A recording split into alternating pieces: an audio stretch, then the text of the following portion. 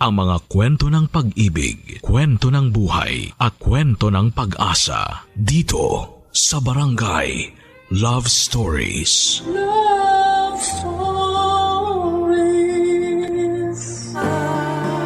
Sa nakagisnan, obligasyon ng padre di pamilya ang mag-provide para sa kanyang pamilya. Nakapatong na sa kanyang balikat at pride ang responsibilidad ng lahat ng kasama niya sa bahay. Ikaw ba ang padre di pamilya sa iyong tahanan? Dear Papa Dudut, ako nga pala si Socorro, 45 years old, habang fresh pa sa utak ko. Ang mga nangyari sa buhay ko ay gusto ko lang sana itong ikwento sa inyo. Sana maintindihan ninyo ako. Nakipag-live-in ako sa kaedad kong si Willie. Kakasimula pa lang ng relasyon namin at wala pang isang buwan ay nagsama na kaming dalawa. Bit-bit ko sa bahay ni Willie ang 18 anyos kong anak na dalaga na si Jovi.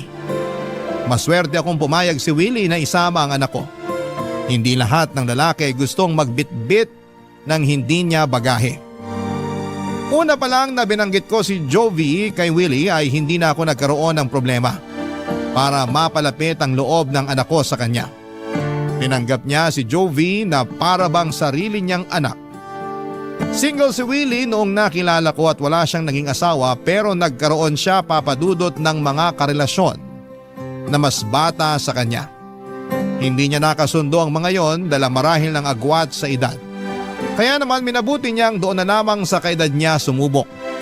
Ako ang nagkataon na napadpad sa kanyang daan habang naghahanap ng kaparehas. Maswerte akong masasabi, Papa Dudut, na napadaan siya sa landas ko. Dahil noong time na yon ay hindi ko na alam ang ginagawa ko sa buhay. Ang dati kong asawa at tatay ni Jovi ay hiniwalayan ko noong time na sinalba ko ni Willie. Kaibigan ko pa lamang si Willie noon at nasasabihan ko siya ng problema ko sa dati kong asawa. Kay Willie ako madalas umiiyak na para bang siya ang matalik kong kaibigan. Siguro ay doon ako na fall sa kanya, Papa Dudut. Ganon din siya sa akin.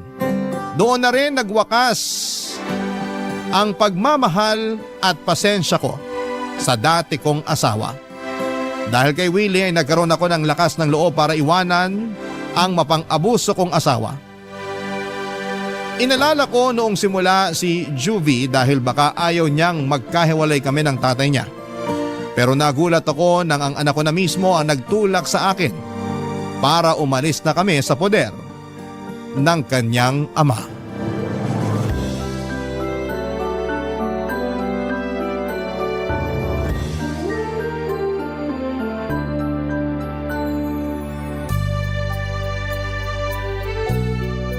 Ang ganda ng kwarto natin. At ang presko at ang lambot ng mga unan at kumot. Kanino mo pa sinasabi yan?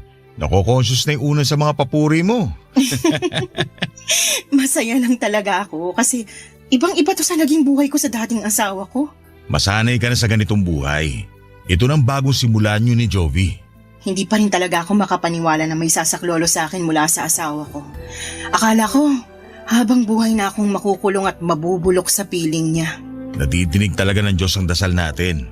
Kaya nga abot langit ang pasasalamat ko sa Diyos dahil hinugot niya ako palayo sa asawa ko. Mabuti na lang talaga. Mabuti na lang ano? Mabuti na lang at inad mo ako sa Facebook. Kung hindi mo ako kinaibigan. Anong kinaibigan? Itatama ako lang ha. Baka ibig mong sabihin kung hindi kita nilandi. Basta, nagsimula tayo sa friendship. Hindi pa naman ako interesado sa iyo nung una. Ouch naman. Matapos kitang bilhan ng malalambot na unan at kumot, tapos ganyan ang sasabihin mo. Kasi ayoko namang madungisan ang simula natin. Magkaibigan naman talaga tayo nung una. Pero ramdam mo naman na dati pa kita gusto, hindi ba? Ramdam. Pero ayokong isipin masyado kasi mahal ko pa nun yung asawa ko Ouch ulit? Pero ibang kwento na ngayon. Ikaw na yung mahal ko. Sure na ba yan? Kasi baka mamaya bumalik ka sa kanya kapag namimiss mo yung matigas na unan at magaspang na kumot nyo. Naku, hindi na. Matapos mong iparana sa akin tong malalambot na unan at kumot, sino tangang babalik pa ron? Ikaw na rin nagsabi noon, lagi kang bumabalik sa kanya. Kasi naliligaw pa ako noon at syempre, hindi pa kita nakikilala noon. Basta hindi na kayo babalik ni Jovi sa kanya ha? Pangako, babalik kayo sa pagkabata sa sarap kong mag-alaga. Ewan ko ba? Para akong bumabalik sa pagkabata dahil sa'yo. Feeling ko teenager ulit ako. Ganun naman daw pag in love. Nakakabata. Totoo yan. Sa paningin ko nga sa'yo ngayon, para kang biglang naging 20 anyos na binata. Sobra ka naman magkaltas ng edad. Hindi na makatotohanan. Hindi ka pa nadadaan sa bola? Hindi ako sanay. Yung mga dati ko naman kasing karelasyon, akala mo mga bato. Walang nakikitang maganda sa akin. Ni thank you, hindi ako nakakatanggap sa kanila. Parehas tayo. Ganyan din ako sa dati kong asawa eh. Ni minsan hindi niya ako sinabihan na maganda ako. Ako na lang ang magsasabi sa niyan. Araw-araw. Baka sa simula ka lang magandahan sa akin ha. Kapag nasanay ka na sa itsura ko at kapag hindi na ako nakakapag-ayos, ayaw mo na rin banggitin na maganda ako. Mas gusto ko nga hindi ka nakaayos eh. Kasi sa ganung paraan, alam ko na komportable ka na sa akin. Mas gusto ko kapag komportable ka sa akin. Ngayon palang komportable na ako sa'yo kahit hindi mo nasabihin yan. Eh di ayos. Kahit ako komportable na ako sa'yo. Ganun ata kapag soulmates. Naniniwala kang soulmates tayo? Naniniwala ako na pinagtagpo tayo.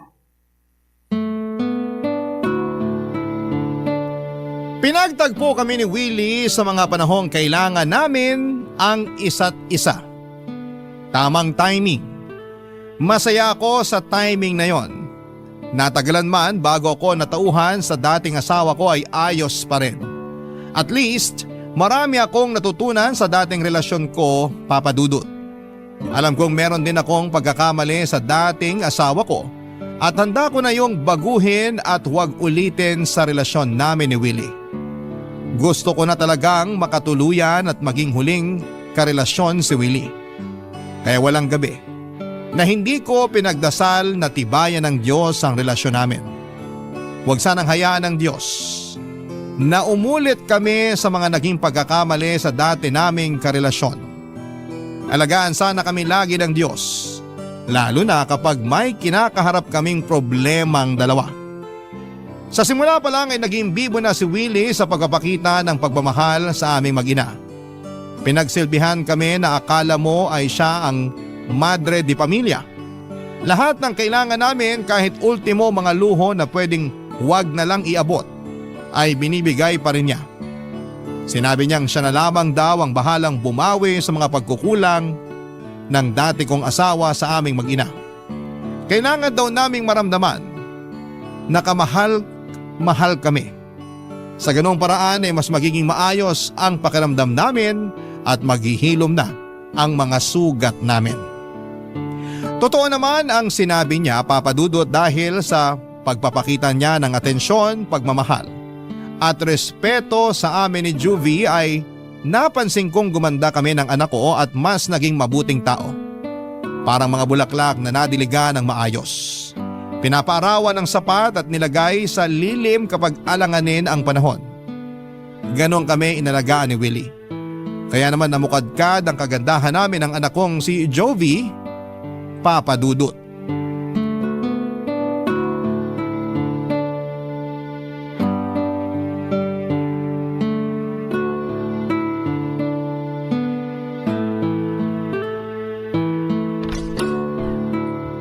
Andito na ako. Hello, Tito Willie. Ang aga mo umuwi ah. Di ba sabi mo gagabihin ka? Namiss kita eh. Ayaw mo ba? Naku, sa harapan ko pa talaga naglandian. Tumigil ka riyan, Jovi. Magsaing ka na muna sa kusina para makakain na tayo. Mamaya ka na magsaing, Jovi. Tignan niyo muna itong mga pinamili ko sa inyo. May pasalubong na naman. Thank you talaga, Universe. At na-t-shirt ni Mama si Tito Willie. Naka-jackpot. Kakabili mo lang ng mga pasalubong sa amin nung Lunes ah. Meron na naman ulit? Si Mama parang nauumay na sa regalo ni Tito. Samantalang dati nagre-reklamo kay Papa kasi kahit candy hindi mabilhan. Oo nga. Tapos ngayon na binubusog na sa regalo. Ikaw talaga, Socorro, hirap mong ispilingin eh. Pag ikaw binalik ng tadhana sa asawa mo, sige ka. Nakakahiya kasi. Panay ang bili mo ng gamit namin eh. Hindi naman namin gaanong kailangan. Uy, wag mo akong idamay dyan, Ma. Ako kailangan ko ng gamit, lalo magpapasok ka na sa school. Tito, wag kang makinig kay Mama ha. Nahihilo lang yan. Naasikaso mo na pala enrollment mo, Jovi? May kailangan bang bayaran? Sabihan mo ako kagad para makapag-withdraw ko. Mag-e-enroll pa lang ako next week, Tito. Kasabay ko yung friend ko. Thank you po sa pag-ako ng tuition fee ko, ha? Nag-promise ako sa inyo ng mama mo na ako nang bahala sa inyo. Hindi maganda sa pride ko kung hindi ko tutuparin yun. Ilang beses mo nang natupad. Hindi na siguro mamasamain ang pride mo kung magpapaawad ka na sa kakabili ng gamit para sa amin ni Jovi. Tito, kung ano man ang sinasabi ni Mama sa iyo ngayon, hindi ako agree ron, ha? Magkaiba kami ng prinsipyo. Hoy Jovi, hindi kita tinuruan para maging gahaman ha.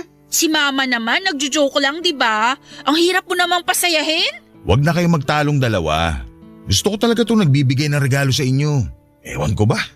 Parang ang sarap sa pakiramdam na nakakapagbigay ako sa inyo. Uy, si Tito.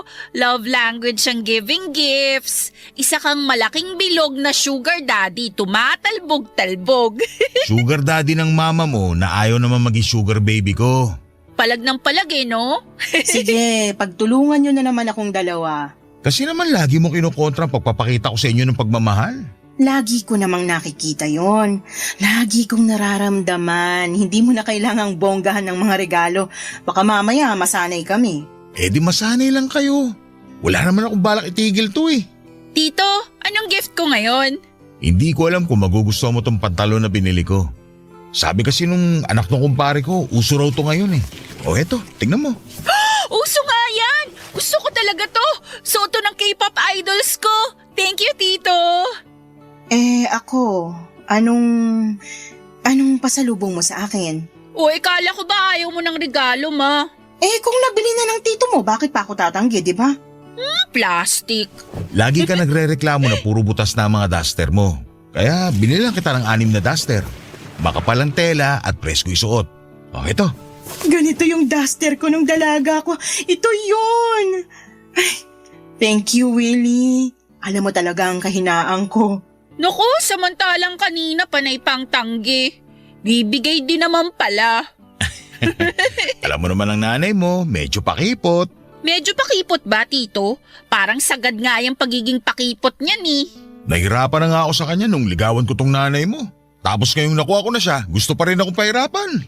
Dalagang Pilipina eh. Ay! Sige, pagtulungan nyo na naman akong dalawa. Joke lang, Ma. Love you.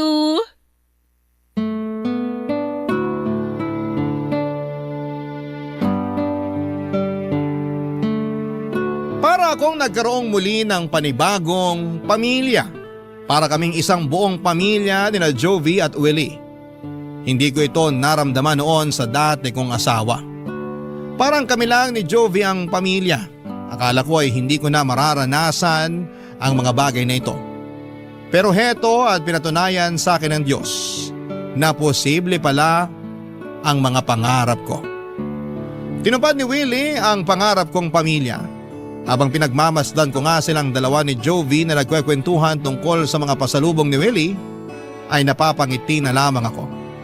Halos hindi ko na matanggal ang ngiti sa labi ko. Sino ba namang hindi sasaya kapag makita mong magkasama at nasa isang bahay ang mga mahal mo sa buhay? Panay ang dasal ko na sana'y hindi na matapos ang kasiyahang ito. Alam kong hindi naman ako bibiguin ng Diyos dahil matagal din akong naghirap bago ko sinukuha ng sitwasyon na matagal na niyang gustong alisan. Araw-araw ay lagi akong binibigyan ng rason ni Willie para mahulog sa kanya.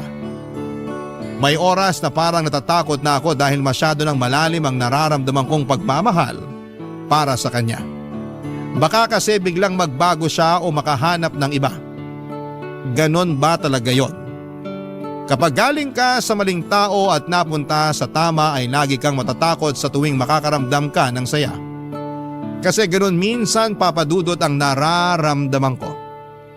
Sinasabi ko ang worries ko kay Willie at lagi niya lamang akong niyayakap at hinahalikan. Patuloy niyang pinaparamdam sa akin na hindi ko na kailangang mamuhay sa nakaraan dahil kasama ko na siya sa kasalukuyan. At sa kasalukuyan ay payapa na ang lahat kasama siya. Naniwala ako sa kanya, Papa Dudut. Nagtiwala ako sa kanya ng sobra. Barangay Love Stories. Barangay Love Stories. Sa mga unang buwan ng pagsasama namin ni Willie ay nasanay na ako sa mga binibigay niyang regalo. Lagi siyang nagpapalit ng mga gamit sa bahay kahit na hindi naman sira. Basta makita niyang may bago at mas magandang gamit online ay bumibili kaagad siya. Napagsabihan ko na siya noon na maghinay-hinay sa pagbili lalo na kung hindi naman nagagamit sa araw-araw pero mapilit siya. Hindi ko naman na siya nilabanan pa dahil pera naman niya ang ginagastos. Sino ba naman ako para pigilan siya sa paggamit niya ng pera, hindi ba? Kung yun naman ang nagpapasaya sa kanya at nagbibigay sa kanya ng dahilan para lalong magsipag para kumita ng pera, ay sino ba naman ako para pigilan siya? Kaya lang makalipas pa ang ilang buwan ay napansin kong hindi na siya gaanong bumibili ng kahit na anong gamit o regalo para sa bahay at para sa aming mag-ina. Hindi naman sa hinahanap-hanap ko ang mga luho na inaabot niya. Kaya lang kasi papadudot ay nanibago ako. Ganon din si Juby. Pero hindi naman namin yon itinawid sa kaalaman ni Willie. Baka masaktan at ma-misinterpret niya ang pagtatanong namin. Sinabihan ko si Jovi na huwag magbabanggit at sasabihin ng diretsahan kay Willie ang tungkol sa paghinto nito sa pagbibigay ng luho sa amin. Meron naman na kaming sapat na luho na ibinibigay niya noon. Hindi na kailangan maghangad pa ng sobra. Kaya lang may nangyari nitong nakaraan para tuluyang sumabog si Willie. Hindi ko yon inasahan, papadudot. Isang gabi ay umuwi siya ng late, ako na lamang ang gising sa bahay at nakatulog na si Jovi dahil maaga pa ang pasok niya kinabukasan. Hindi ako late matulog pero nagawa kong maghintay kay Willie dahil nababahala na ako sa dalas ng pag-uwi niya ng late, papadudot.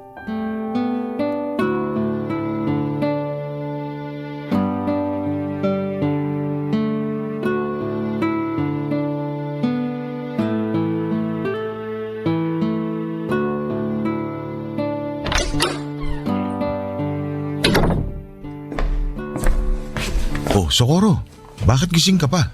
Hindi ako makatulog. Si Jovi nasaan? Kanina pa tulog. Sana sinabayan mo na lang ang anak mo na matulog. Hindi nga ako makatulog kaya hinintay na lang kita. Sa susunod, wag mo na akong hintayin.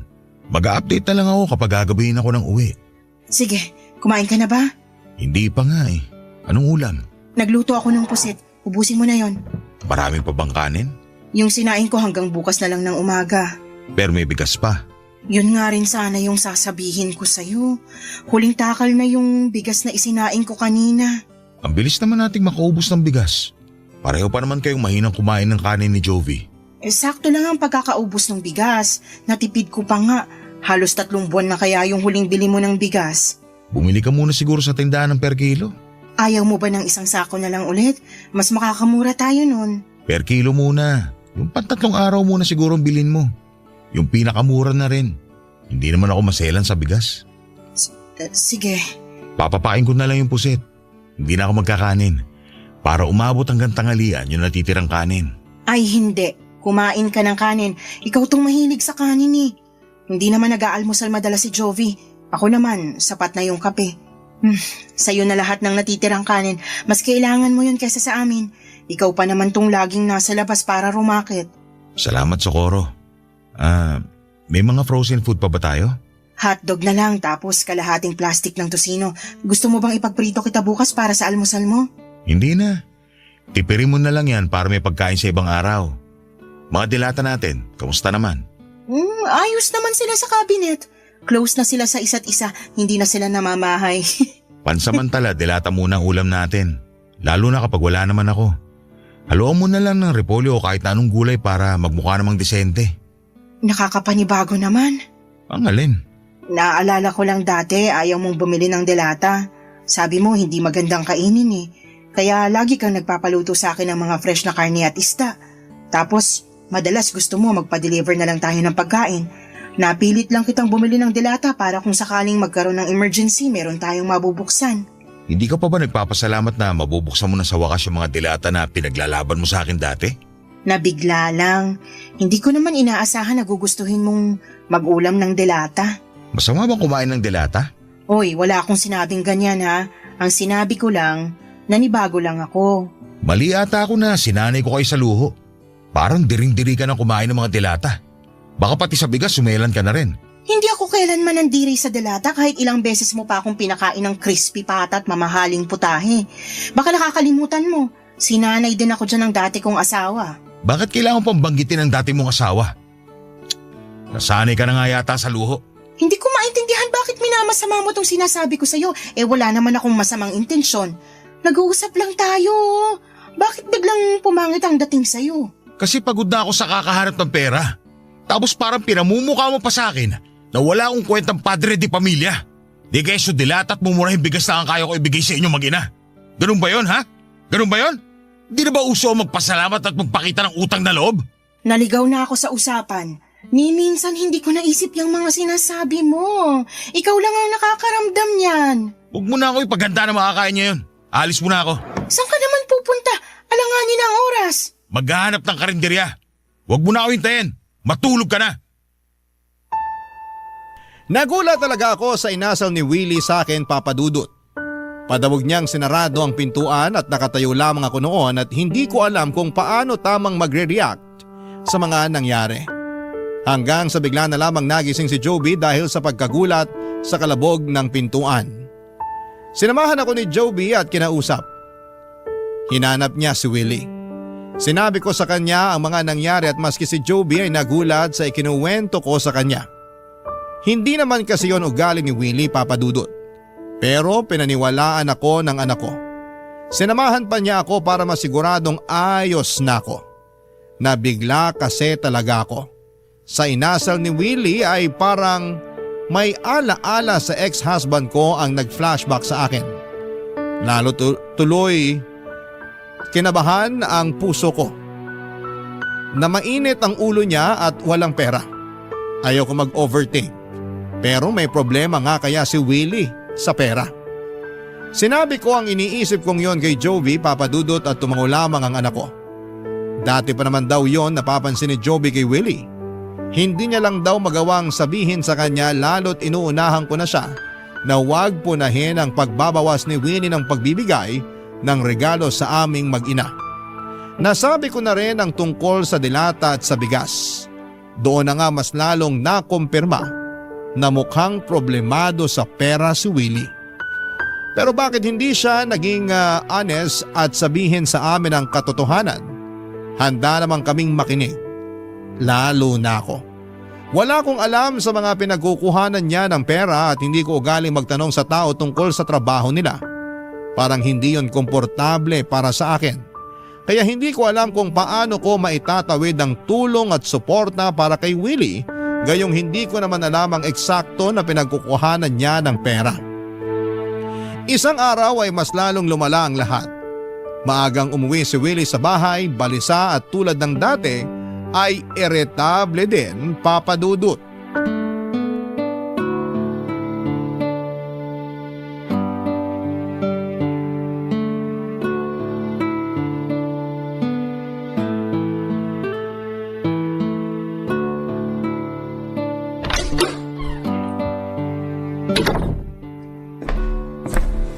Socorro. Ang aga mo yatang umuwi. Kumain ka na? Wala akong gana. Alis din ako kagad. May kailangan ba? May ipapaplansya ka bang damit? May naitabi ka pa ba sa mga perang binigay ko sa inyo ni Joby dati? Bakit? Sumagot ka na lang. Sumagot ka rin. Bakit kailangan ko sumagot? Kasi nagtatanong din ako. Pera ko naman yung binigay ko sa'yo. Sa inyong mag-ina. Sumbat ba yan? Kasi naman ang simple lang ng tanong ko, hindi pa magawang sagutin ng maayos. Maski naman ako maayos din ang tanong ko. Oo, alam ko pera mo yun at inabot mo sa akin. May karapatan ka ron. Yun naman pala Nasaan na yung pera? Naitabi ko, wag kang mag-alala. Nabawasan ko pero pinangbili ko naman ang kailangan natin dito sa bahay. Asa na nga yung natira? Dali na!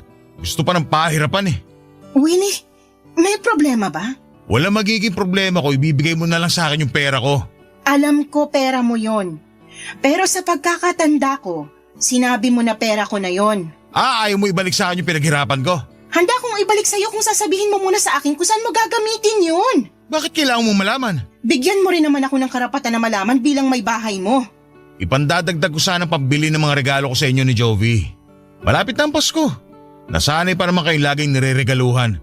Nakakahiya naman kung hindi ko kayo bibigyan. Hindi na namin kailangan ng regalo. Gagamitin ko sana yung pera na yun para ipambili ng pagkain at ibang kailangan dito sa bahay. Mas importante yun. Hiningi mong dahilan ko kung bakit ko kinukuha sa iyo yung pera tapos tatablahin mo rin naman pala. Bakit nagtanong ka pa? Bakit pa ang init ng ulo mo? Ano bang nangyayari sa'yo? Kasi ginagawa mo komplikado ang lahat. Ikaw lang tong nagpapakomplikado ng lahat, Willie. Ano bang nangyayari talaga? Hindi ka naman dati ganyan ah. Pati rin naman ikaw. Hindi ka rin naman ganyan dati. Ngayon pala sagot ka na kahit wala sa lugar. Nasa lugar ang mga sagot ko. Baka ikaw. Ganyan ba isusubat mo sa akin? Matapos ko kayong iaon ng anak ko sa hirap? Matapos ko kayong tulungan makatakas sa dating asawa mo? Sino ba sa atin ngayon ang nanunumbat? Ibigay mo sa akin ang pera ko! Pero anong gagamitin natin pambili ng pagkain? Isang buwan ka nang hindi nag-aabot para sa mga kailangan dito sa bahay. Intindihin mo naman ako kung kailangan kong tipirin yun para may makain tayo. Dodoblihin ko ang ibibigay ko sa iyo sa susunod. Ibalik mo lang muna sa akin ang pera. Kailangan ko talaga. Baka pwedeng kahit 1K lang ang ibigay ko sa'yo. Konti na lang din ang natitira sa akin eh. Baka maubusan tayo kapag binigay ko sa'yo lahat. Masyado kang nega, kaya walang nangyayari sa buhay mo. Bakit ganyan ka magsalita? Kasi ayaw pa ibigay sa akin ang pera ko. Akin na! Hindi sa'yo yun! Hindi talaga ako makapaniwala sa inasta sa akin ni Willie, Papa Dudut. Nanlaki ang mga mata niya habang nakatitig sa akin at tila kinukumbinse akong sumunod na lamang sa gusto niya. Hindi ako nagpatinag. Nilabanan ko ang mga titig niya at hindi ko kayang ibigay sa kanya ang lahat ng naipon kong pera. Alam kong galing yon sa kanya, pero hindi maganda ang kutob ko sa pagdadalhan niya ng perang yon. Lalong hindi maganda ang kutob ko na maibabalik pa sa akin kahit kalahati noon. Pero wala ko nagawa nang tadyakan niya ang mesa sa sala. Binasag niya ang vase na nakatapon sa gilid ng sofa. Nagulat ako. Hindi naman niya ako sinaktan pero natakot ako sa mga ginawa niya. Pawisan na siya noon at nahahalata na ang galit. Kaya doon na ako bumigay. Nagtungo na ako sa kwarto para kunin ang pera pero nagtira ako ng 2,000 para may pangkain kami sa mga susunod na araw. Pagkatapos kong iabot sa kanya ang pera ay matalim pa rin ang tingin niya sa akin. Galit na galit ang mga mata niyang tinititigan ako sa huling pagkakataon bago lumabas ng bahay. Nagdabog siyang muli sa pagsarado ng pintuan. Minessage ko siya after an hour para sabihan sa kanya na hindi ako natuwa sa ipinakita niya sa akin pero hindi niya ako nireplyan. Hindi rin siya umuwi nung gabing yon, tanghali na kinabukasan nang umuwi siya. Tahimik na siya noon, Papa Dudut, at hindi na galit. Pero halata sa mukha niya ang lungkot at problema. Hindi ko na siya kinausap pa. Parehas kaming kailangang magpalamig noon at nagkulong na lamang siya sa kwarto at hindi ko siya sinamahan doon. Noong kakain na ay pinatawag ko na lamang siya kay Jovi. Tahimik naming pinagsaluhan ng sardinas na hinaluan ng maraming tubig at repolyo. Hindi pa rin niya ako inimik at hindi rin niya inabot ang perang pinangakong ibabalik niya sa akin. Hindi ko naman na yon inaasahan pang ibabalik niya. Nakakasama lang ng loob na hindi siya, Papa Dudut, marunong tumupad sa mga pangako niya. Barangay Love Stories. Barangay Love Stories. Hindi na nga binalik sa akin ni Willie ang perang kinuha niya. Oo, sige, siya ang nagbigay noon pero kahit papaano ay may karapatan ako roon dahil binigay niya sa akin yon para ipangbili ko raw ng mga gusto kong gamit. Hindi ko nga lang ginawa yon dahil mas gusto kong ilagay yon sa ipon ko. Hindi ko naman siya magawang singilin dahil nakakahiya. Ang dami na niyang ginawa para sa amin. Parang ang kapal naman ata ng mukha ko para bawiin pa yon. Meron pa rin naman akong natitirang pera pero yon ay yung ipon ko nung hindi pa kami nagsasama ni Willie. Naipon ko yon sa dati kong trabaho. Walang nakakaalam sa ipon ko na yon dahil bala kong gamitin noon ang perang yon para makatakas kami ni Jovi at umuwi sa probinsya namin. Kaya lang ay nakilala ko nga itong si Willie. Nagbago lahat ng plano. Naitago ko na lang tuloy ang ipon na yon, Papa Dudut. Pinilit ako ni Willie na umalis na sa trabaho ko noon at ayoko pa sana dahil gusto kong meron akong sariling pera.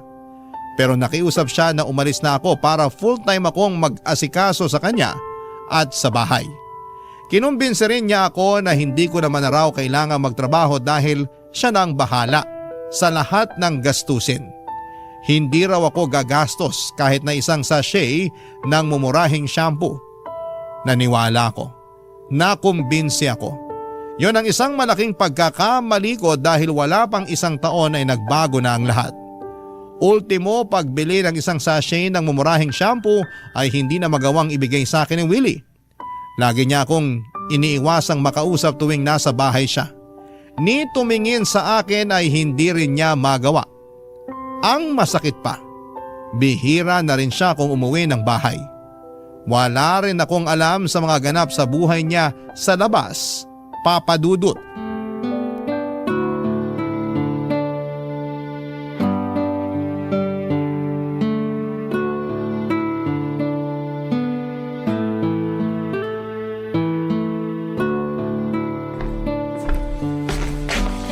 Ma, busy ka?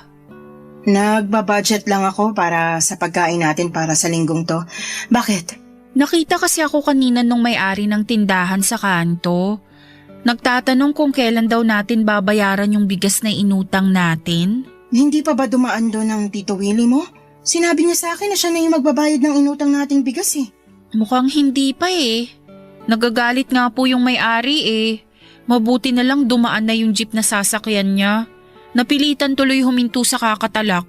Nakakahiya naman. Hayaan mo, dadaan ako doon mamaya bago ako mamalengke. Makikiusap muna ako na kalahati munang babayaran ko.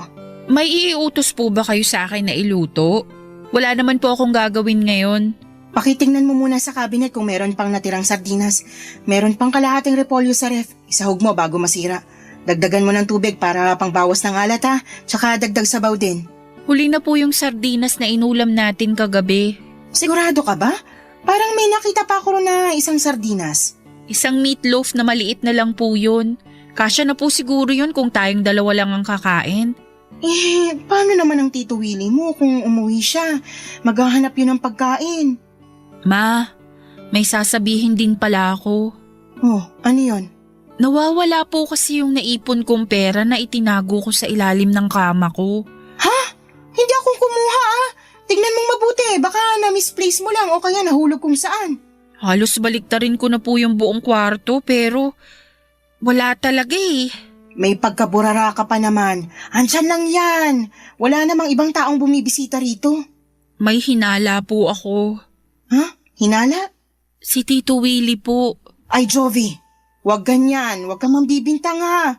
Eh kasi naman ma, nung naligo ako nung isang araw tapos pagpasok ko ng kwarto ko, andun siya.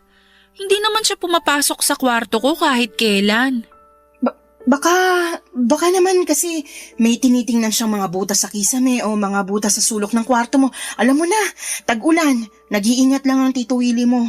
Hindi naman po niya sinabi sa akin yan. Nagulat nga siya nung nakita ko tapos bigla siyang may binulsa. Tapos nagmadali na pong umalis. Busy kasi ang tito mo. Alam mong naghahanap ng ibang racket para lang may makain tayo. Pero bakit hanggang ngayon wala pa rin tayong makaing matino? Yung ipon nyo, nagagamit nyo na pangbayad ng kuryente at tubig. Paano kapag naubusan kayo? Hindi ako aabot doon.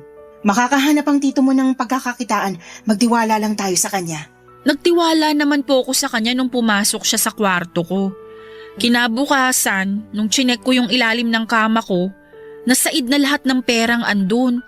At kayong dalawa lang naman ni Tito ang nakakaalam na nagtatago ako ng pera ron. Hindi ba nga nagbibiro pa siya noon na baka ngat-ngatin ng daga yung perang tinatago ko dun? Jovi, wag nga muna natin itong pag-usapan. Sumasakit ng ulo ko sa kakaisip kung saan tayo kukuha ng pera. Hanapin mo pa sa kwarto mo, nandun lang yun. Isipin mong mabuti. Pero ma... Anak, please. Pagod ng utak ni Mama kakaisip. Maawa ka naman. Gusto ko mang tulungan ka pero kota na ako sa mga problema. Sorry po, Ma. Nakonsensya naman ako na hindi ko pinanigan ang anak ko. Pinagmasdan ko siyang bumalik sa kanyang kwarto para subukan pang hanapin ang pera niyang nawawala. Pagkalabas niya ng kwarto ay halata pa rin ang lungkot. Halatang hindi nahanap ang pera niya. Hindi na lamang niya ako kinausap tungkol doon at nahiya na rin siya at baka mapagalitan kong muli. Nagluto lamang siya ng meatloaf at isinaing ang huling takal ng bigas na mukhang kulang pa para sa aming dalawa. Mas lalo lang akong namroblema. Pumanhing ako sa kwarto namin ni Willie. Mula sa luma kong maleta ay nilabas ko roon ang isang CCTV na nabili ko noon nung nagsasama pa kami ng dati kong asawa. Ginamit ko yon para makakuha ako ng ebidensya sa tuwing sinasaktan niya. Itinago ko na yon noong nagsama na kami ni Willie. Akala ko hindi ko na yon magagamit pa. Pero napunta na naman ako sa sitwasyon na kakailanganin ko ng ebidensya. Palihim kong nilagay yon sa pwesto kung saan ko nilagay ang pera at mga alahas ko. Ayokong pagbintangan si Willie pero malakas ang duda ko na siya ang kumuha ng pera ni Juvie. Kinagabihan ay umuwi si Willie at wala pa rin itong sahulog. Mukhang malalim talaga ang problema niya pero ayaw naman niyang magpatulong sa akin. Hindi ko na rin alam ang gagawin ko at nagpaalam siya na diretsyo na siyang matutulog. Tumango lamang ako. Hindi ko siya tinabihan. Nakitulog ako sa kwarto ni Joby, parang lumalayo na ang loob ko kay Willie at parang ayoko munang dumikit sa kanya dahil ayokong makaramdam ng galit sa kanya. Kinabukasan ay hindi ko na siya nadatnan sa kwarto. Maaga siyang umalis, sabi ni Joby. Pumasok ako sa kwarto namin at malakas ang kabog ng puso ko. Lalo na noong nakita kong wala na ang pera at mga alahas ko. Nanginginig akong tsinek ang CCTV at doon ay nakita ko si Willie ang kumuha. Naiyak na lamang ako. Hindi dahil nawalan ako ng pera at alahas, kundi nawala ng biglaan ng tiwala ko sa kanya. Kinagabihan ay umuwi siya at inamangan ko siya para kumprontahin. Hindi na ako makapagpigil noon, Papa Dudut.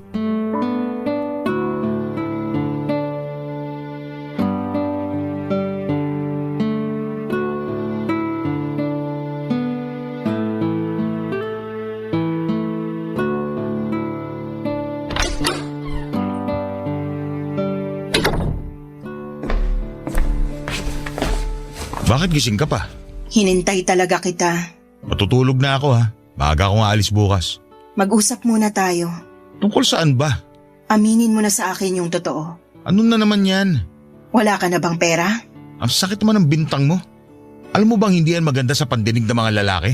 Hindi naman kami bulag at manhid ni Jovi para makita yung pagbabago mo. Pati si Jovi dinamay mo rito. Tatay na ang turing niya sa'yo. Pati siya nakakaramdam na rin. Nag-aalala lang siya sa'yo. Wala kayong dapat ipag-alala. Ayos lang ako. Hindi yun ang nakikita ko. Hindi ka na nakakapag-abot para sa mga gastusin dito sa bahay. Lagi ka pang wala. Nagagalit na yung tindahan sa kanto dahil hindi tayo makabayad ng mga inuutang natin doon, Willie. Sabihin mo na lang yung totoo para alam ko kung saan ako lulugar. Wala akong dapat sabihin sa'yo. Maayos naman ang lahat. Praning ka lang dahil hindi na kita nabibigyan ng luho katulad ng dati. Aba, matuto rin tayo magtipid. Mga mayayaman nga hindi bigay todo sa luho nila. Tayo pa kaya? Hindi na problema sa akin kung hindi mo ako mapagbigyan sa luho ko. Pero yung mga araw-araw na pangangailangan natin, ibang usapan na yun. Nangako kang magpo-provide ka sa amin ni Jovi sa lahat ng kailangan namin. Kaya nga napilit mo akong mag-resign sa trabaho ko kasi sabi mo good provider ka. Ikaw nang bahala sa lahat, di ba? Hindi ko na kailangang magpakapagod sa trabaho dahil kaya mong sustentuhan ang pangangailangan namin. Asa na yung Willie na nagsabi sa akin nun? Hindi naman kasi araw-araw bumubuhos ang biyaya sa akin. Intindihin mo naman. Hindi naman naglalabas ng pera lahat ang butas ko sa katawan. Minsan nagigipit din ako. Kaya ba kinuha mong pera at alahas ko sa kwarto dahil gipit ka? Ibang klase ka rin naman pala mang bintang. Hindi ako magnanakaw. Hindi ako nang bibintang. Naglagay ako ng CCTV sa pwesto kung saan ko nilagay yung pera at alahas ko. Pwede ko ipakita sa'yo ngayon para hindi mo naman isipin na nang bibintang lang ako. Alam mo kasi... Hindi mo ako maiintindihan. Bakit mo yun nagawa, Willie? Bakit hindi mo na lang ako kausapin? Makikinig naman ako eh. Hindi mo maiintindihan. Hindi. Sabihin mo sa akin kung ano bang nangyayari. Natalo ako sa sugal. Nagsugal ka? Nanalo naman ako dati sa sabong. Kaya nga lahat ng luho na kailangan nyo mag-ina na ibibigay ko, di ba? Pero alam mong walang pupuntahang maganda yung pagsasabong. Sa una ka lang papatikimin ng panalo pero babawiin din sa dulo. Sabi ko na eh, hindi mo ako maiintindihan. Bakit pa ba ako nag-aksaya ng laway para magpaliwanag? Sorry, nabigla lang ako. Hindi ko naman kasi alam na sa sugal ka pala kumakapit. Doon naman talaga ako kumukuha ng pera kahit bago pa kita makilala. Naipundar ko tong bahay dahil sa sugal. Ewan ko lang kung ano nangyari ngayon. Hindi ko lang siguro swerte ang taon na to. Ihinto mo na yan, please. Aahon ka rin kahit hindi na magsugal. Magtutulungan tayo. Matutulungan mo ako? Oo naman, kahit ano. Baka may naitabi ka pang pera dyan. Huling pusta na. Gusto kong mabawi yung mga natalo ko. Hindi kita matutulungan dyan. Ayaw na kitang bigyan ng pera para ipangsugal. Kala ko tutulungan mo ako. Sige na, Socorro. Nararamdaman kong ito na yun. Isang pusta pa. Sigurado ako na makakabawi ako. Hindi na ako uulit. Huli na to basta manalo. Hindi. Tumigil ka na sa sugal. Hindi ka mananalo dyan. Huwag kang nega. Nangangati na itong palad ko. Kasabihan ng mga matatanda na magkakapera daw pag ganito. Kaya ilapag mo na sa palad kong pera para makapusta na. Sige na. Alam ko na may naitatabi ka pa dyan. Huwag mo akong pagdamutan. Kinuha mo na lahat, Willie. Wala nang natira sa akin. Ano pang ibibigay ko sa'yo? Gisingin mo si Jovi. Baka may mga hindi pa ako nakuha sa ilalim ng kama niya. Ipaliwanag mo na lang sa kanya lahat. Ikaw din ang kumuha ng ipon ni Jovi sa ilalim ng kama? Hindi na mahalaga yun. Ang importante ngayon, magtiwala ka sa akin na may papanalo ko itong susunod na pusta ko. Nararamdaman ko talaga. Sa susunod na panalo ko, pupunta tayo sa Hong Kong. Ayaw mo ba nun? Hindi ako makapaniwala sa mga narinig kong sinabi ni Willie. Nakangiti pa siya sa akin pero kita sa kanyang mga mata ang pagod at pagkabahala. Alam kong pilit lamang niyang kinukumbinsi ang sarili niya na tama pa rin ang ginagawa niya. Lulong na po si Willie sa sabong at kita naman yon sa kanya pero hindi niya magawang tanggapin. Naiiyak na lamang ako noon habang pinipilit niyang tumawa para kumalma. Para na siyang nasisiraan ng bait.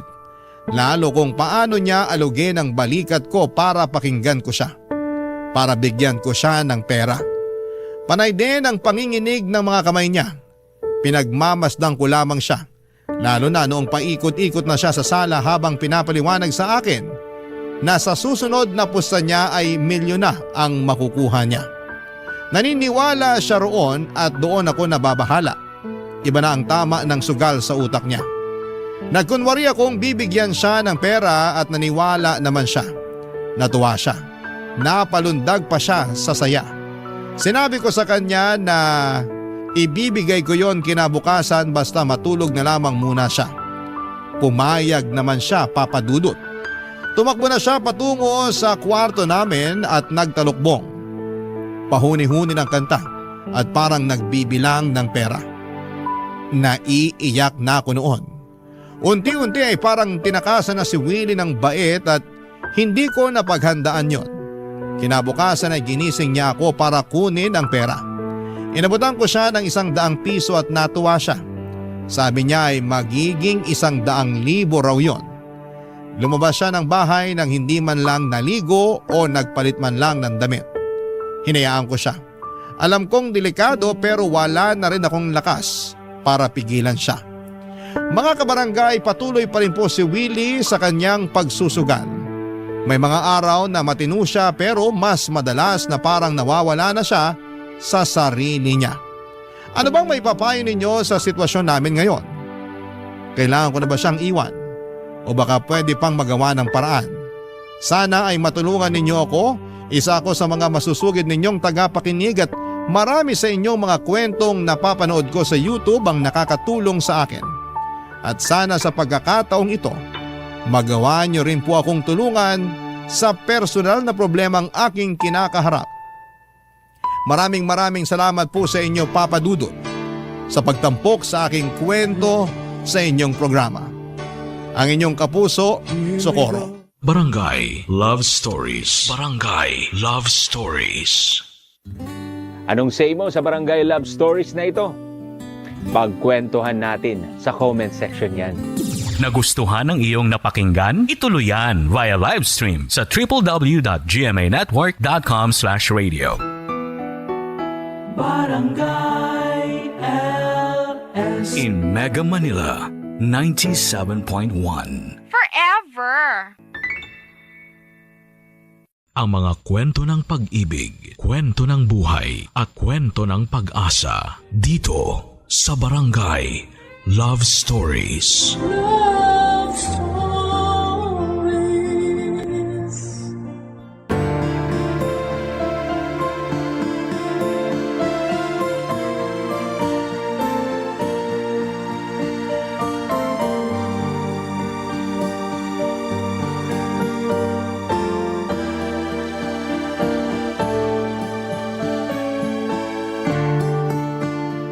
Habang may buhay ay may pag-asa.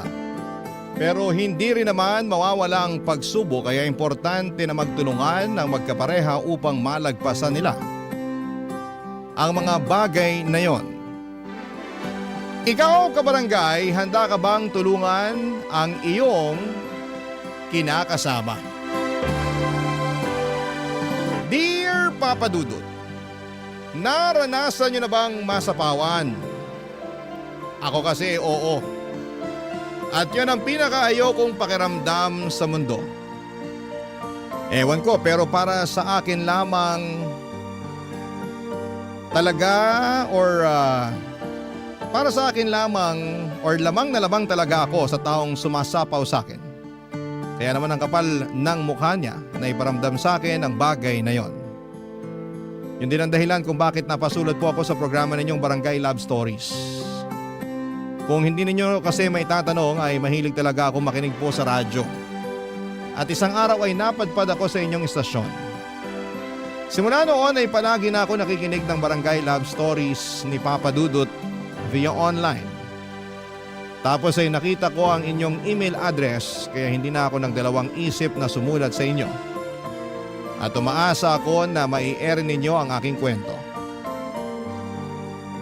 Pero bago ako magpatuloy ay gusto ko munang magpakilala sa mga kabarangay natin. Cresida pala ang pangalan ko, 23 years old at taga Quezon City. Meron na akong kinakasama si Benjo na edad 25 naman at may isa na kaming anak na 2 taong gulang na. Sa kasalukuyan ay nakatira kami sa bahay nila dito sa Barangay Commonwealth sa Quezon City.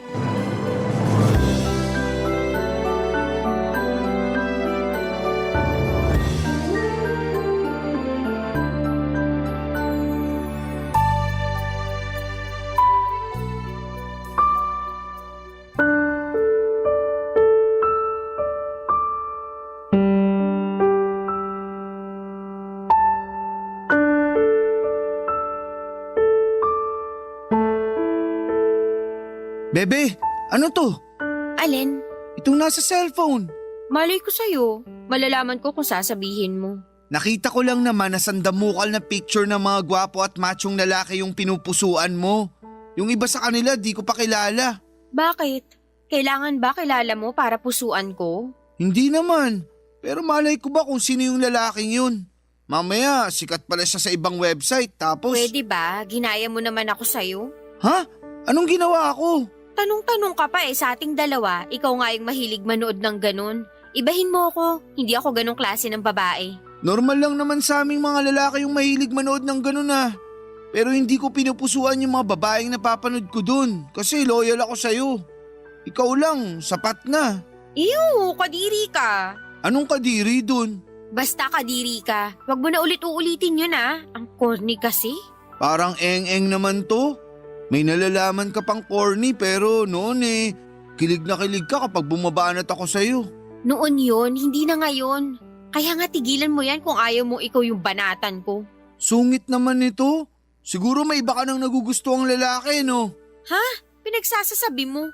Mabalik lang tayo dito sa mga pinagpupusuan mo. Akala mo ba magandang gawain to? Lalo na't meron ka ng anak at kinakasama. Ano na lang sasabihin sa'yo ng mga makakilala sa pinagagagawa mo? Sige nga. Kung makapagsalita ka naman dyan, kita ko na yung ngalangala mo. Galit na galit, gustong manakit. Saka sa tono mo, para namang nakapatay ako ng tao, pumuso lang naman ako ng mga gwapo at machong lalaki sa Facebook. Alam ko na. Ano yun? Siguro naapakan ego mo, no? Ha? Ano yung ego? Ay, naku. Kahit kailan napakahina ng utak mo. Gamit-gamitin mo naman yan. Sige ka, baka kalawangin yan. Bakit kasi di mo na lang sagutin tanong ko? Kaysa naman dami mo pang ebas dyan. Talaga naman? Ano nga? Baka may iba ka ng kinalolokohan ha? Wala. Saka bakit ko naman gagawin yun? Pamilyado na ako. Tulad mo pa ako sa mga katrabaho mong kirengking. May asawa na pero pumapatol pa sa iba. Bakit naman sila napasok sa usapan? Gusto ko lang, bakit din ba? Saka imbis na pagbintangan mo ko ng ganyan, tinanong mo na ba sarili mo kung matino kang lalaki kaya hindi kita dapat palitan? Anong ibig mong sabihin? Lahat na lang ba talaga kailangan kong ipaliwanag sa'yo? Mag-isip ka naman mag-isa, huwag kang laging umasa sa akin, no? Anong magagawa ko? Kung yung mga sinasabi mo, ikaw lang madalas nakakaintindi. Malamang, magtatanong ako kung anong ibig mong sabihin. Masama ba yun? Oo, masama yun kaya itiko mo na lang yung bunganga mo. Mas mabuti pa yun kesa magsalita ka ng kung ano-ano. Tamang bintang ka wala ka namang ebidensya. Saka hindi sapat na ebidensya yung nakita mong mga pinusuan ko dahil kahit sino pwedeng humanga sa ibang tao basta walang mali siya. Saka di pa ba sapat na sa'yo pa rin ako tumatabi sa gabi kahit na mabaho ka? Paano naman ako naging mabaho? Hindi ka kasi naglilinis ng katawan, amoy pawis ka palagi, kadiri ka. Lahat na lang talaga, Cressida. Amuin ko nga sarili ko. O ano, tama ako 'di ba? Ang baho mo. Oo nga no. Sige, maliligo muna ako.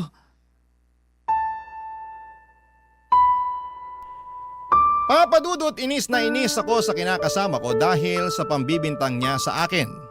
Pakiramdam ko ay iniinsulto niya ng bonggang-bongga ang pagkatao ko. Kahit naman ganon ang ginawa ko, ni minsan ay hindi ko naisip ang binibintang niya sa akin.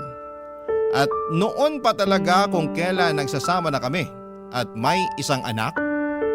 Matagal-tagal na rin kaming magkakilala ni Benjo. Siguro ay 18 anyos ako nang naging kami bago nagkaanak. Hindi ko na natapos ang aking pag-aaral dahil sa hirap ng buhay at naisipan ko na lamang na mag-asawa.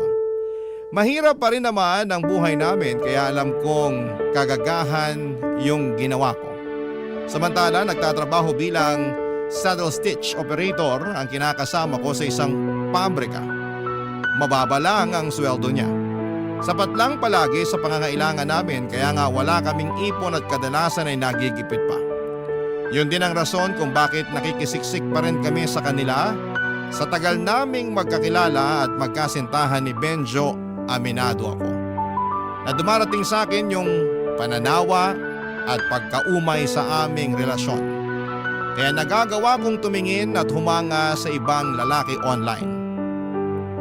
Pero hindi ko naman kahit kailan sinubukang pagtaksilan ng tatay ng anak ko.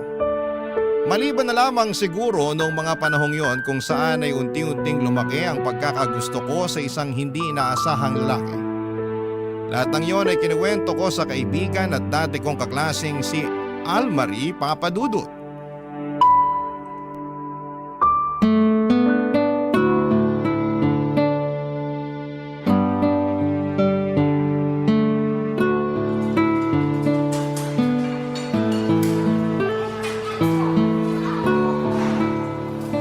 Naku, thank you kasi dinalaw mo naman ako at nilabas. Nung nakarang araw ko pa gustong kumain dito ng burger at fries. Pansin ko nga, panay ka shared post ng mga pagkain na gusto mong kainin.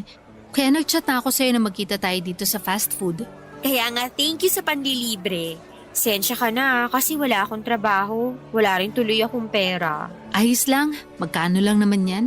Naks, iba talaga pag may trabaho, no? San ka na nga ba ulit? Trabaho ko? Oo, alam ko kasi umalis ka na dun sa pinagtatrabahuan mong patahian. Oo, umalis na nga ako dun. At cashier ako ngayon sa isang convenience store. Okay ba pasahod dun? Sakto lang, Pero mas maayos yung ngayon kesa naman sa dati ko. Sobrang init doon, akala mo impyerno. Tapos yung line leader namin, si Satanas.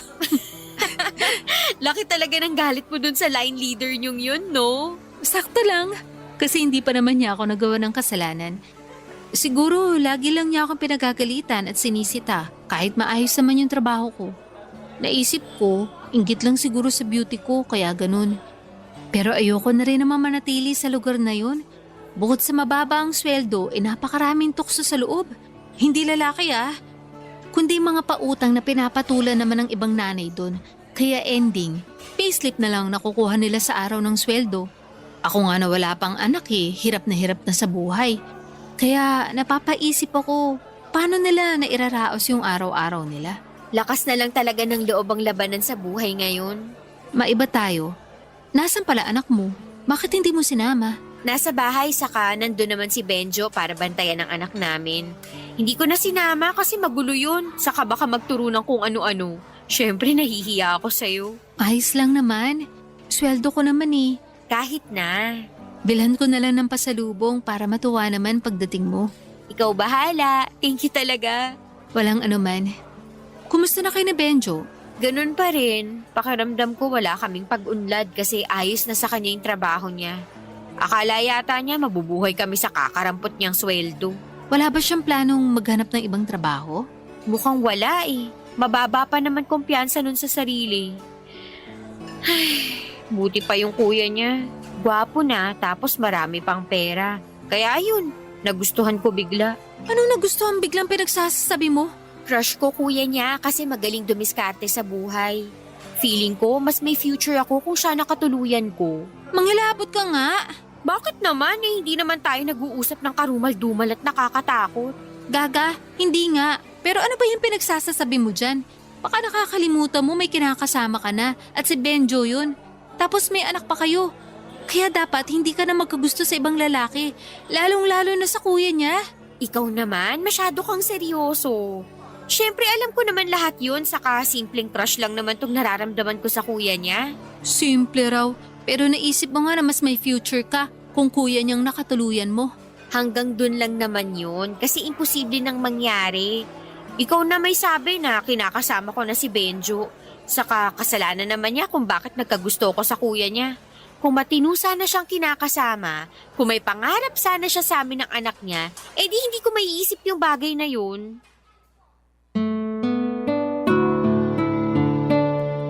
Papadudot, napakagwapo ng kuya ni Benjo. Well, gwapo rin naman ang kinakasama ko, pero lamang ng isang paligo ang kuya niya. Ito ang buhay na patunay ng tall, dark and handsome, kaya hindi ninyo ako masisisi kung nagkagusto ako sa kanya. Pero alam ko sa sarili ko na simpleng pagkagusto lamang yon. Dahil mas napapansin ko na ang pagiging lamang nito sa kanyang kapatid na siyang kinakasama ko. Pero kahit na ganoon, alam ko pa rin naman ang limitations ko. Alam ko na tatay pa rin ang anak ko si Benjo at kahit na anuman ang mangyari. Kahit mag-away pa kami araw-araw at maaburido ako sa pagmumukha niya, ay siya pa rin ang dapat kong piliin. Kaya nga sa abot ng makakaya ko ay sinaway ko ang aking puso na mahulog ng husto at ma-fall in love sa kuya ni Benjo upang hindi na lumala pa ang aming sitwasyon. Barangay Love Stories. Barangay Love Stories. Papadudot, gaya ng sinabi ko ay pinigilan kong lumalim ang pagkagusto ko sa kuya ng aking kinakasama. Nandun yung todo iwas ako sa kanya dahil likas dito yung mahilig makipagkwentuhan. Kumpara kay Benjo at nagtatrabaho sa call center ang kuya niya at inggit na inggit ako sa sweldo nito dahil mas malaki kesa sa kinakasama ko.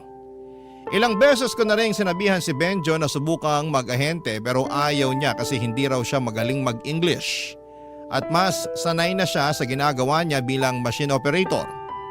Siyempre sinabihan at tinanong ko siya kung paano kami makakapag-ipon pambukod namin sa bahay kung hindi niya lalakihan ang sweldo niya pero mukhang walang pangarap na makaalis sa poder ng mga magulang nila ang kinakasama ko. Simula po noon ay tinamad na ako kay Benjo at mas lalong natuon ang atensyon ko sa kuya niya. Kung noon ay iniiwasan ko pa ito, ay bigla na lang todo sip-sip ako sa kanya. Paanong hindi nakakahiram ako ng pera sa kuya niya kapag nagigipit ang pamilya namin ni Benjo, Papa Dudut.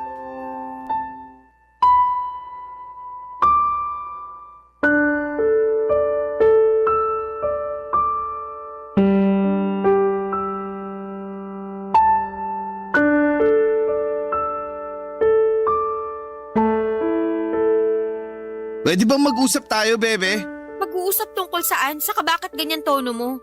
Tinawag mo pa akong bebe kung galit ka naman. Paanong di ako magagalit? Akala mo di ako nakakahalata na masyado kang sumisip-sip sa kuya ko? Ha? Pinagsasasabi mo dyan? Panay kayo usap, tawanan at biruan.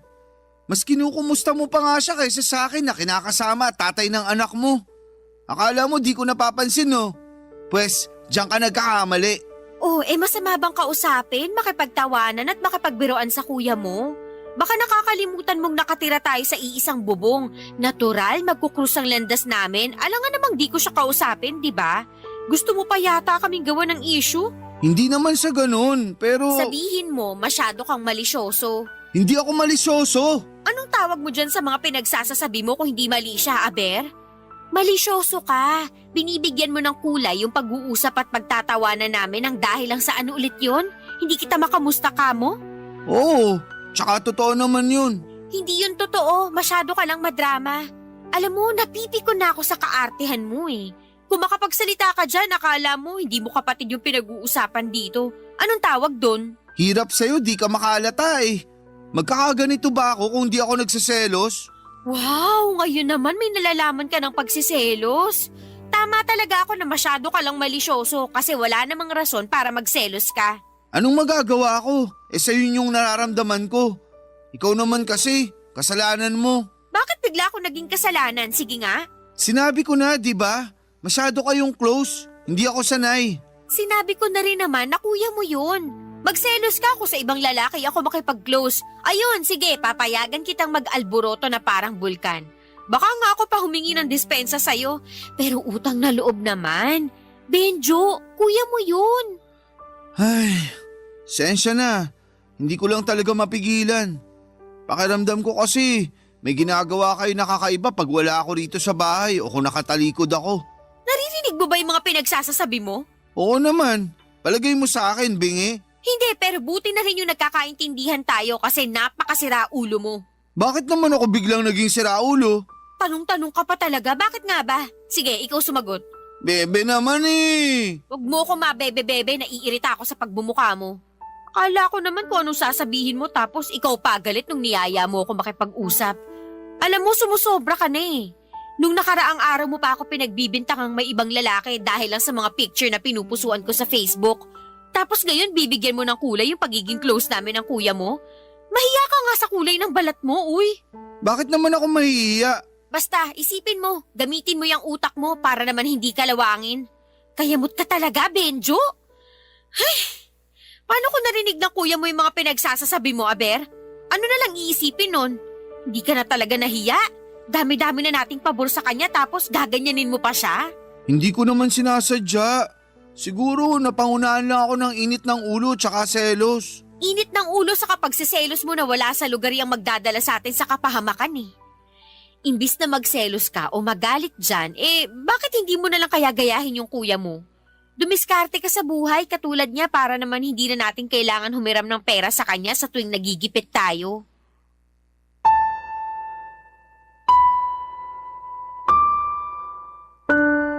Papadudot akala ko ay puro trabaho at yosi lang ang nasa utak ng kinakasama ko pero nagkamali ako dahil marunong din pala siyang mag-obserba. At yun nga ay nung napansin niya ang pagpapapansin ko sa kuya niya. Pero buti na lamang at magaling akong magpalusot at sa huli ay naidepensa ko ang aking sarili. Saka wala rin namang patutunguhan ang nararamdaman ko sa kuya niya dahil nga may anak na kami ng kinakasama ko. Sa kabilang banda ay paulit-ulit na sumagi sa isipan ko na sana nga ay kami na lamang ng kuya niya ang naging magkarelasyon. Tingin ko kasi ay mas may kinabukasan kami ng anak ko kung siya ang nakatuluyan ko. Pero gusto ko lang linawin na mahal ko naman si Benjo. Kaya lang dahil sa ugali niya na pabanjing-banjing at mukhang kontento na sa buhay namin, ay unti-unting naapektuhan noon ang damdamin ko sa kanya at sa aming relasyon. Kung may time machine lang sana ay gusto kong bumalik sa nakaraan para baguhin ang aking kapalaran. Imbes na si Benjo ay sa kuya niya ako makikipaglapit ng loob. Kaya lang ay mukhang hindi na mangyayari yon noong nagkaroon ng girlfriend ang kuya ng aking kinakasama, Papa Dudut.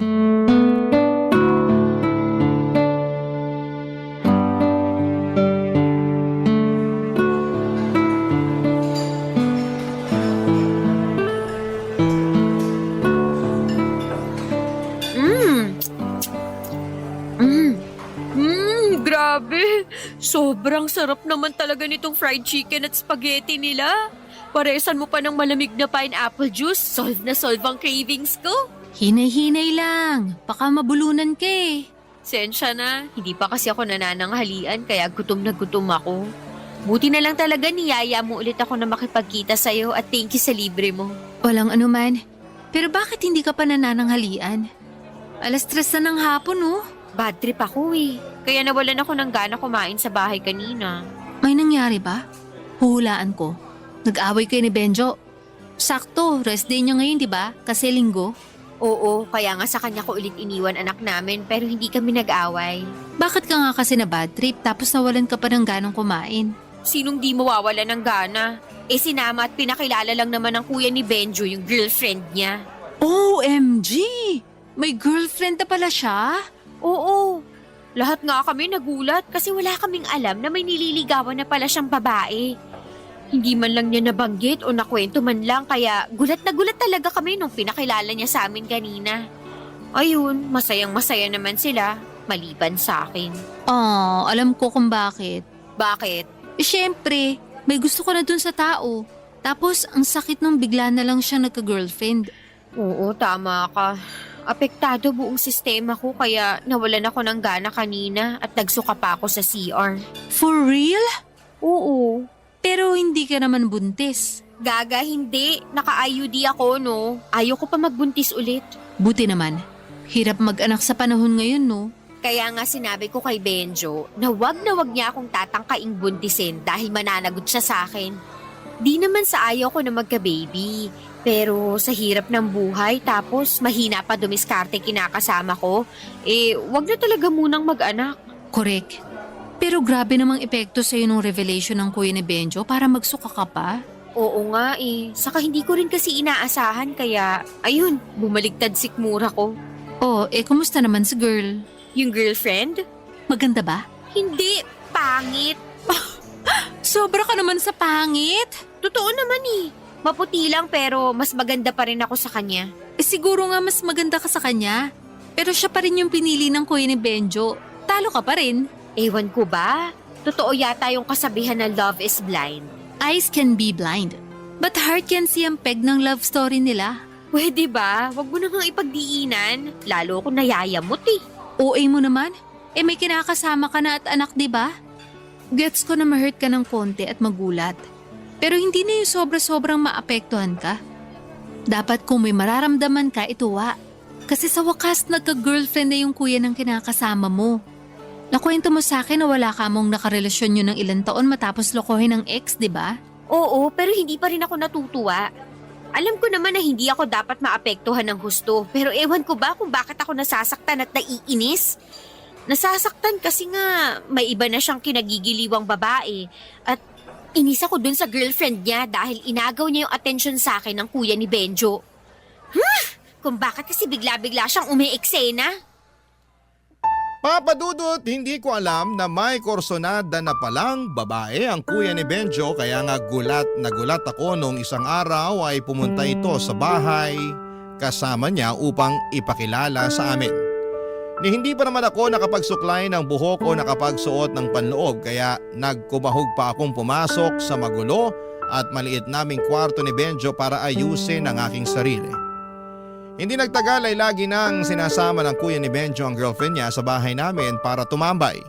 At kapag hindi niya ito sinasama sa bahay, ay kung saang magagandang lugar pasyalan at kainan niya ito dinadala. Papadudot lahat ng yon ay nakikita ko sa Facebook na pinopost ng kuya ni Benjo. Kaya naman inggit na inggit ako sa girlfriend niya. Sana kasi ako yon at hindi ang pangit na babaeng yon, Papadudot. Barangay Love Stories. Barangay Love Stories. Papadudot sa araw-araw na lang na ginawa ng Diyos. Lagi kong napapansin na nasasapawan na ako ng girlfriend ng kuya ni Benjo. Kahit na wala naman siyang ginagawa sa akin. Nakikipagplastikan lamang ako upang pakisamahan siya pero sa totoo lang ay sorang-sora na ako sa pagmumukha niya. Oo, mabuti lang siya at makinis ang balat palibase di aircon ang pinagtatrabahuang opisina pero ako pa rin ang mas maganda sa aming dalawa. Ako pa rin ang mas may kwentang kausap kesa sa kanya na puro lang cellphone. Ako pa rin ang mas masarap magluto sa amin samantalang siya ay walang alam kundi ang kumain. Di na katakataka na lumobo ang katawan niya pero sa kabila ng lahat ay gustong-gusto pa rin siya ng kuya ng kinakasama ko. Ewan ko ba. Pero sobrang naiinis ako sa sitwasyon na yon kahit na alam ko sa sarili ko na wala naman akong dahilan para mainis. Hindi nagtagal ay lalo pang nadagdagan ang inis ko noong nalaman naming nag-propose na sa babaeng yon ng kuya ni Benjo. Napamura talaga ako nang wala sa oras at napaiyak na lamang sa CR pagkatapos. Hindi ko pa kasi tanggap na may girlfriend na siya tapos ay biglang ikakasal na sila.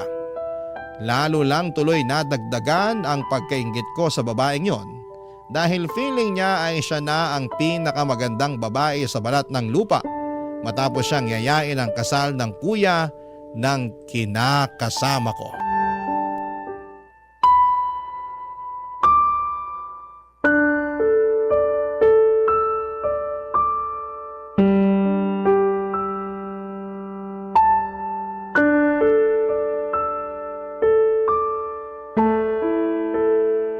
Grabe si kuya, no? Masyadong mabilis kumilos. Mantakin mong yayain agad ng kasal yung jowa niya. Halatang ayaw na talaga niyang pakawalan. Oo nga eh. Oh, bakit naman ganyan tono mo? Ano bang problema sa tono ko? Ewan ko. Kaya nga tinatanong kita kasi para kang wala sa mood. Masakit lang ulo ko tapos daldal ka pa ng daldal dyan. Hindi ba pwedeng tumahimik ka na lang muna para naman pumayapa yung paligid ko? Wala naman akong ginagawa sa'yo kaya huwag ka sa akin magalit. Masyado ka. Nagkikwento lang naman yung tao. Ayun na nga. Kwento ka ng kwento alam ko naman na yan. Baka nakakalimutan mo nakasama niyo ako nung sinabi ng kuya mo na niyaya niyang magpakasal yung jowa niya. Tapos ulit-ulitin mo pa? Bakit ba kasi nagagalit ka? Masama ba na ulit-ulitin ko? Masama kasi naririndi na ako. Crescida naman eh. Benjo naman. Mahirap bang intindihin yung sinabi ko? Ano? Ayaw mo na namang gamitin utak mo? Siguro ang kapal na ng kalawang niyan kasi hindi na talaga gumagana. Sobra ka naman magsalita. Parang hindi mo ako kinakasama kung insultuhin mo ako ah.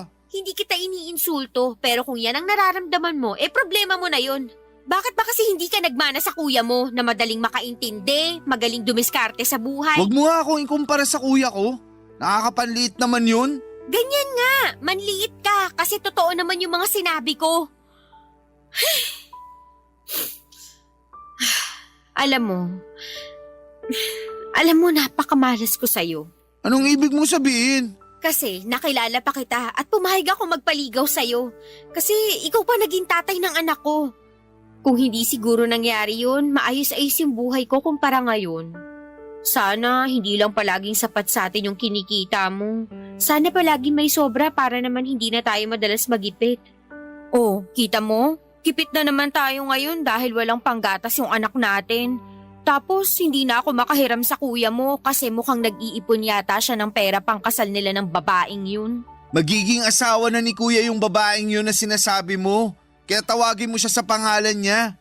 Wala akong pakialam. Pansin ko, ang init ng dugo mo sa kanya. Inaano ka ba niya? Ano bang pinagsasasabi mo? Akala mo kasi sa akin hindi marunong mag-obserba eh. Akala mo di ko napapansin na nakikipagplastikan ka lang sa girlfriend ni kuya? So what? Wala ka namang pakialam kung nakikipagplastikan ako sa kanya. Mahalaga pa ba yun? Issue natin yung pinag-uusapan dito. Tapos magsisingit ka ng ibang tao? Di ko alam, nag-uusap pala tayo. Ano bang akala mo sa ginagawa natin? Nagpe-prayer meeting? Akala ko kasi nag-aaway tayo dahil sa tono ng boses mo. Anak naman ng lintik. Kanina mo pa talaga pinapakailaman yung tono ng boses ko, no? Pwede bang kumalma ka lang? Masyado kang mainit eh. Mukha mo pakalmahin mo sa kakasalanan mo kung bakit ako nagkakaganito. Paano naman naging kasalanan ko? Kung nanahimik ka na lang sana, di hindi ako magagalit sa'yo. Hirap sa'yo, hindi mo alam kung kailan dadaldal o kung kailan dapat itikom yung bibig mo. Nakakairita ka talaga kahit kailan. Bebe naman. Huwag mo nga akong tawagin yan. Huwag ka na kasing magalit sa akin. Mas marami akong dahilan para magalit sa'yo kaysa hindi. Kaya kung ayaw mong madagdagan pa pagkaaburido ko sa pagmumuka ko, manahimik ka na. Papa Dudut, hindi na ako nakapag-control ng damdamin at tuluyan na nga yung sumabog ng mga panahong yon. Lahat ng hinanakit at sama ng loob ko kay Benjo ay nasabi ko ng isang bagsakan sa pagtatalo namin. Sobrang bigat kasi sa kalooban, nadalhin na mag-isa ang mga problema ng aming pamilya na hindi naman niya nakikita o napapansin.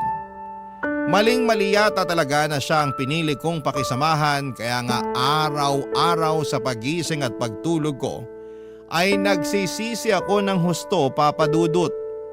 At dahil gusto kong pangatawanan ang sama ng loob ko kay Benjo ay nag-alsa balutan ako. At binitbit ang aming anak ng araw na yon. Umuwi kami sa maliit na inuupahang kwarto ng nanay ko kasama ang aking stepfather at 5 nilang maliliit na anak.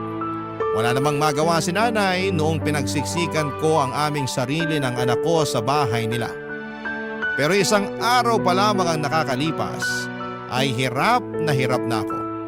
Mabuti na lamang at dinalaw ako doon ni Almarie kaya meron akong napagkwentuhan na mga pinagdaraanan ko, Papa Dudut.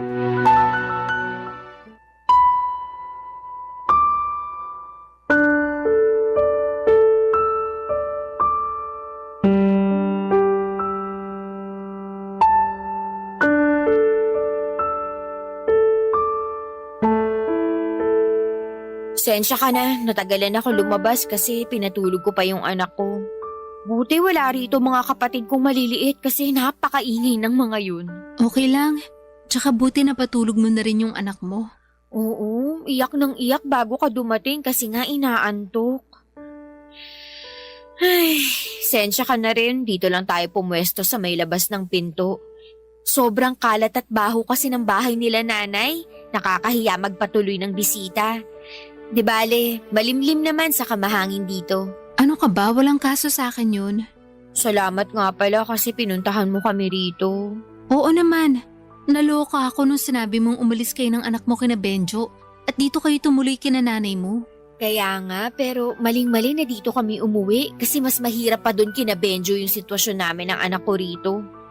Sobrang liit ng bahay nila, maingay, mainit, makalat at mabaho. Nasusuka na nga ako eh. Bakit pa kasi umalis kayo dun? May pinag-awayan ba kayo ni Benjo? Meron, pero nakikipagbati na nga siya matapos niyang mag-sorry. Kaya lang, ganun na lang ba yun? Magsusorry tapos walang pagbabago? Nakakaumay na. Kaya sinabi ko na hindi ko na matatanggap yung sorry niya. Ayun, nag-alsa balutan kami ng anak ko at umuwi rito kay nanay. Pero alam mo naman siguro na hindi kayo pwede magstay dito na matagal, di ba? Oo, ngayon pa nga lang, hirap na ako. Kung ano man yung pinag-awayan nyo ni Benjo, payo ko ayusin nyo. Pag-usapan nyo lalo may anak kayo. Plano ko naman talaga siyang patawarin. Kaso gusto ko lang ma-realize niya na napupuno at nasasagad din ako. Alam mo naman issue namin, di ba? Yung tungkol pa rin sa pagiging kontento niya sa buhay namin tapos nadadagdagan pa ng ibang problema sa pera dahil hindi na rin kami nakakahiram sa kuya niya. Wala eh, kinausap na kami na nagtitipid daw siya gawa ng ikakasal na. Sumabay pa talaga yung bagay na yun, nakakainis. Hindi naman siguro tama na mainis ka sa kuya ni Benjo dahil lang gusto niyang magtipid para sa kasal nila. Unfair yun sa kanya. Alam ko naman yun. Pero hindi ko lang mapigilan. Kung may dapat magsisihin dito, si Benjo yun. Siya pa talaga yung may ganang magsabi na wag ko siyang ikumpara sa kuya niya. Kakumpara-kumpara naman kasi siya. Saka ginagawa ko lang naman yun para maisip niya na gayahin kuya niya sa pagiging masikap at madiskarte sa buhay. Para kasing walang pangarap sa pamilya namin yung kinakasama ko. Kontento na lang siya na nakakakain 3 beses sa isang araw. Tapos magagalit pa sa akin kung hindi masarap ang ulam. Tama ba yun? Siyempre, mali yun. Kaya hindi mo ko masisisi kung napuno na ako. Kung bakit naisipan ko na lang na umalis para maramdaman ni Benjo na sagad na pasensya ko sa kanya.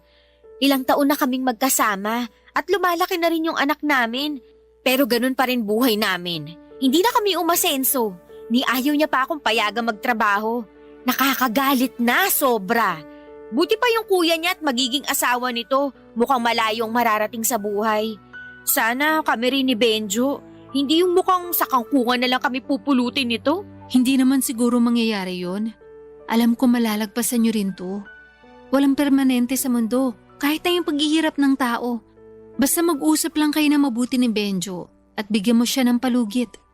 Siguro naman makakapag-isip na siya ng matino. Kasi alam niya na pwede kayo mawala sa kanya ng tuluyan pag nagpatuloy pa yung ugali niyang yun. Ewan ko na lang talaga kung makikinig si Benjo. Papa Dudut, kahit gusto kong umasa na magbabago si Benjo ay mas nananaig pa rin sa akin ng kawalang pag-asa ng mga panahong yon. Pero dahil alam kong hindi naman kami pwedeng manatili ng matagal kina nanay, ay sumama ako pabalik sa bahay ng kinakasama ko noong pinuntahan niya kami ng aming anak upang suyuin ako at makipagbati sa akin. Pero nananatili pa rin masama ang loob ko sa kanya at kahit na nagkapatawaran na kami ay nandun pa rin yung hinanakit ko para kay Benjo. Hanggang ngayon ay inggit na inggit pa rin ako sa mapapangasawa ng kuya niya. Hindi ko mapigilang mapasa na all dahil napakaswerte ng babaeng yon sa kapatid ni Benjo. Samantalang ako sinalo ko na yata lahat ng kamalasan sa mundo. Ewan kung may katapusan pa ba ito o sadyang hanggang dito na lamang ang buhay namin ang kinakasama ko. Sana po ay mabigyan ninyo kami ng payo. Ayaw ko namang masira ang pamilya namin ni Benjo kaya babasahin ko na lahat ng mga masasabi ninyong advice. Hanggang dito na lamang po, Papa Dudut, ang sulat ko at sana'y mapayuhan ninyo ako at ng mga kabarangay natin dahil malaking bagay yon sa amin ng kinakasama ko. God bless and more power po sa Barangay Love Stories sa Barangay LS. Number 1 kayo sa puso ko. Ang inyong forever, kapuso at kabarangay, Cresida. Nalilito pa rin sa life ang ating kabarangay. Ano kaya ang maipapayo mo sa kanya? Ibahagi mo yan sa ating comment section para mabasa rin niya.